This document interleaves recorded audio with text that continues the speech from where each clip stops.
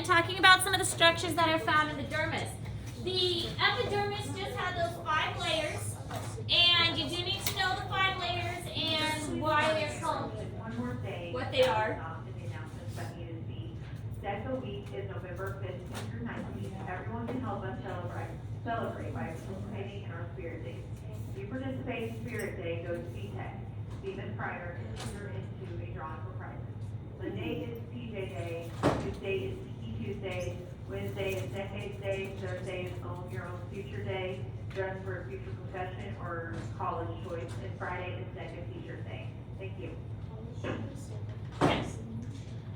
So today we're talking about the epidermis, the dermis. We're talking about the dermis and some of the structures that are found there. Now there are a lot of things going on in the dermis, so we're obviously not going to be able to cover everything.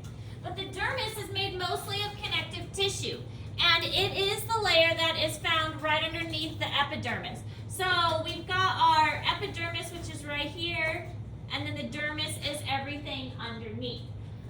There's lots and lots of structures that are in this area. Hairs and nerves and vessels and some muscles. This is where most of the stuff is going on at.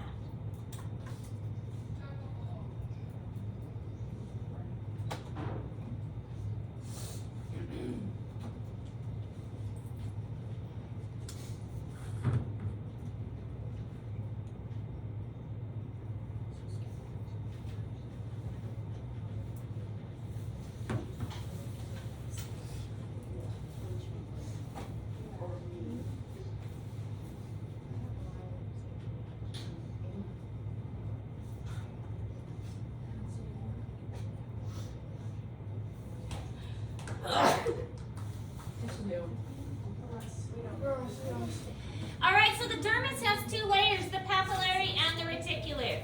The papillary layer is the upper portion and it has dermal papillae. So basically what we see happening is the epidermis, the basal layer, has kind of a wavy bottom.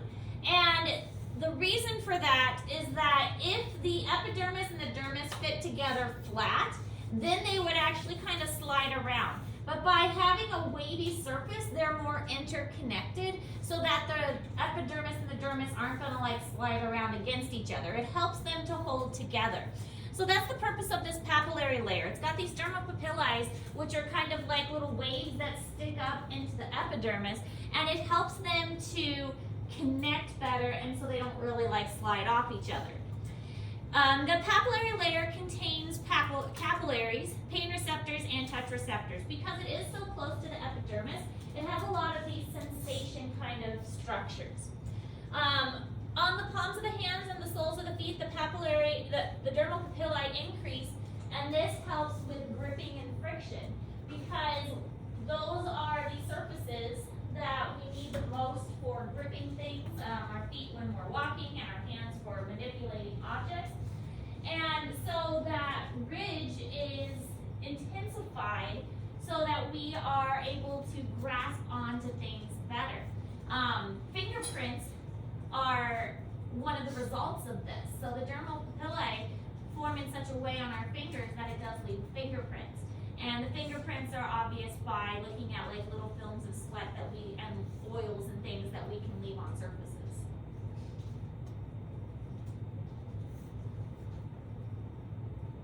But it's really this papillary layer and the dermal papillae that are causing our fingerprints to be unique.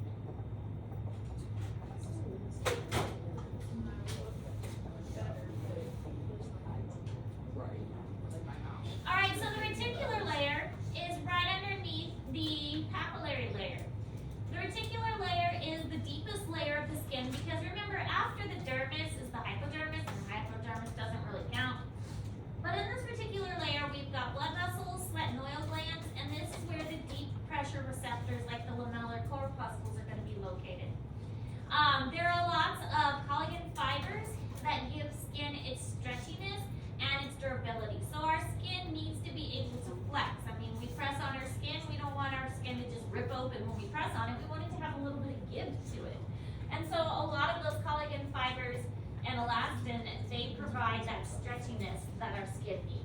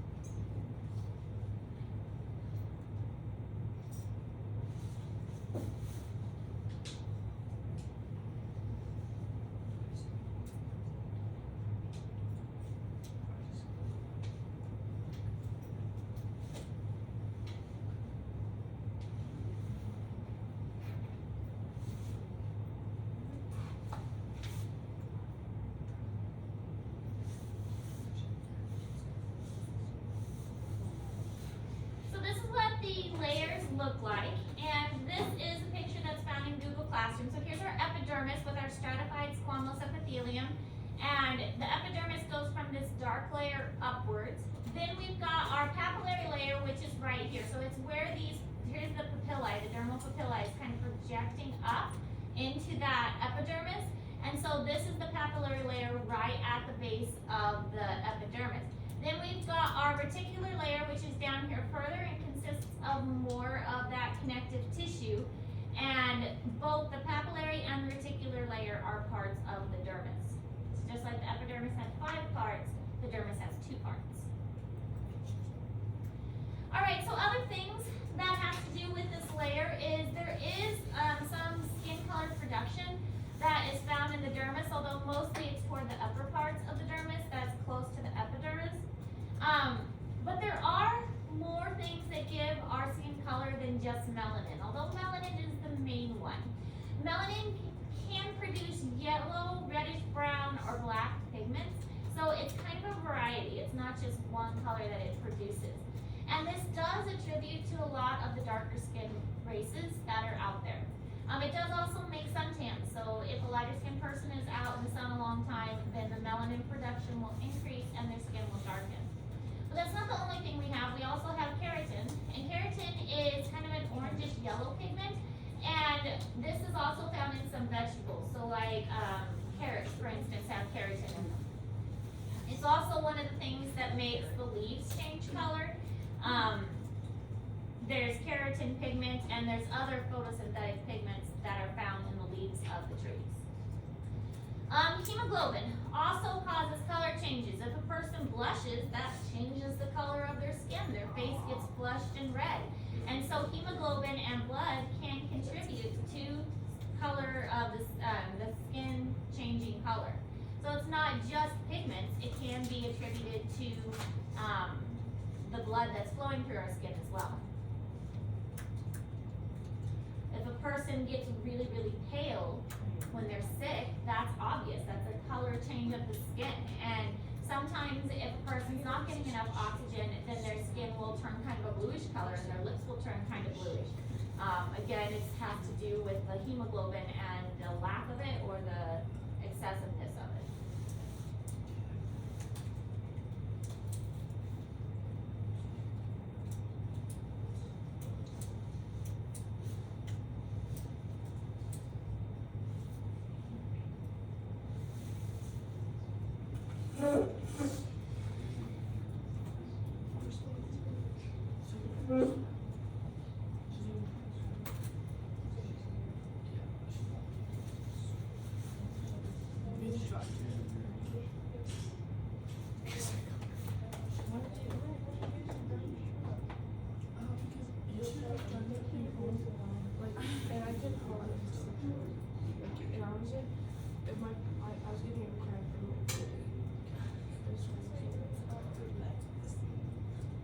He probably don't even. He doesn't move because it's like from above, but you can sit on the edge of the seat. That's fine. We're always having cramps.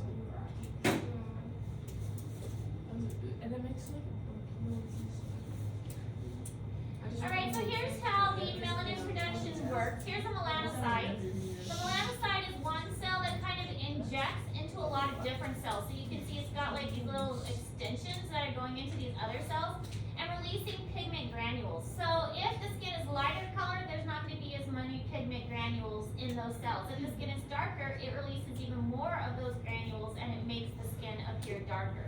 So there is a wide range of colors available. Can't just put one skin color in one group because there's a whole variety of different colors and it's based on those melanin producing cells. Alright, so other things that we might see with skin color is redness, which is called erythema. Erythema. I'm terrible at pronouncing words. Due to embarrassment, inflammation, hypertension, fever, or allergy, it's when the skin gets red. So if a person is running outside on a hot day, then their skin could appear flushed. If a person gets embarrassed, then their skin reddens. The other is pallor, which is kind of the opposite, and this is like blanching.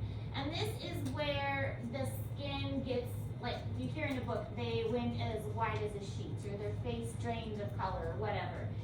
That's kind of what this is representing. So it can actually happen, like the blood drains from your face if you get really scared, or if you're really sick, for instance.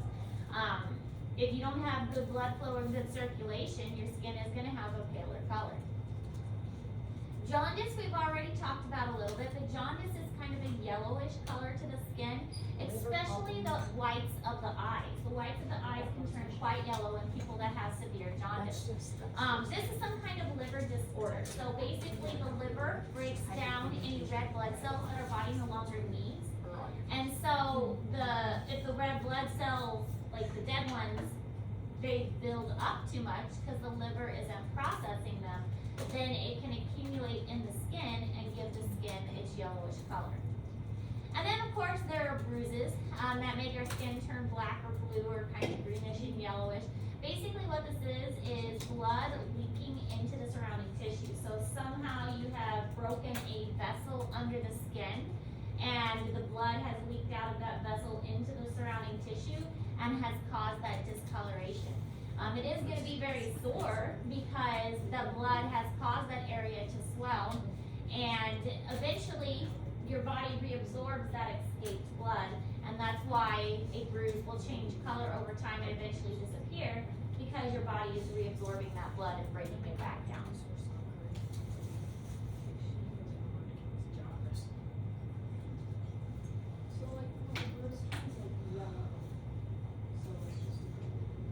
Yeah, it's your body getting rid of a lot of the blood that has leaked out and just kind of breaking it back down and reabsorbing it. So yeah, it's the bruise healing.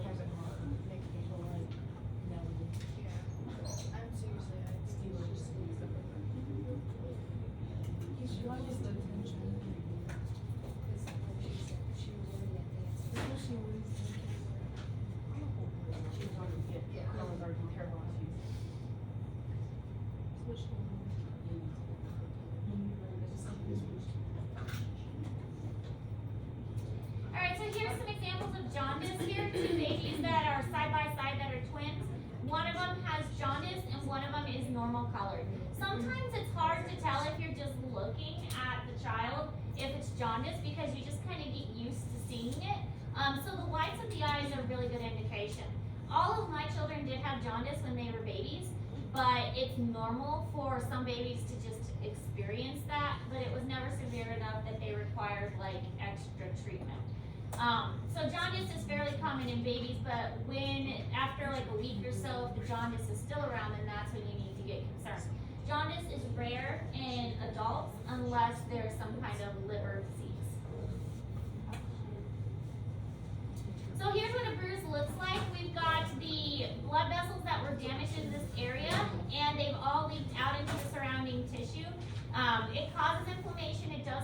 soreness, especially if it's a very severe bruise. It will cause tenderness in that area. Also because the nerves in that area have been aggravated and are being pressed upon by that blood that's not supposed to be there. All right, so that's all the information we're covering today. Two main layers of the skin, the papillary and reticular, two main layers of the dermis, I should say. The papillary and the reticular. The dermal papillae are the little finger-like extensions that project into the epidermis. The lamellar corpuscles are also found in the dermis because they are the deep pressure. There's different things that cause skin color. Melanin, should say melanin, keratin, jaundice, erythema, and blanching. Now, I did want to go over the assignment or the project that was given yesterday because I know there's a lot of people missing, so they might not have heard the instructions. So we are making the tissue box assignment, which is in Google Classroom, and I've got some examples up here from my other classes my previous students. It's very detailed about what each side is expected because there's some things supposed to be on each side. And I do want to point out that it needs to be hand drawn. You can't just copy a picture off of the internet and call it good. Also, you don't have to use a tissue box. You can use any box that's about this size. I've had people use, not cereal boxes, but boxes of shoe boxes that are smaller and things like that. Little Amazon boxes. You don't want to go much bigger because then you have to fill in that empty space. And you don't want to go much smaller because then it will be hard to find or to fit everything on. I don't expect you to be an artist. I mean, obviously this one's not drawn super great. I mean, it's still pretty good. So that the effort is what I'm looking for. You can work with one other person on the tissue box. Only one other person, but you are welcome to do it by yourself if you'd like as well. This is going to be due the Tuesday right before we go to Thanksgiving. All right, so we have all next week and then the 2 days that week.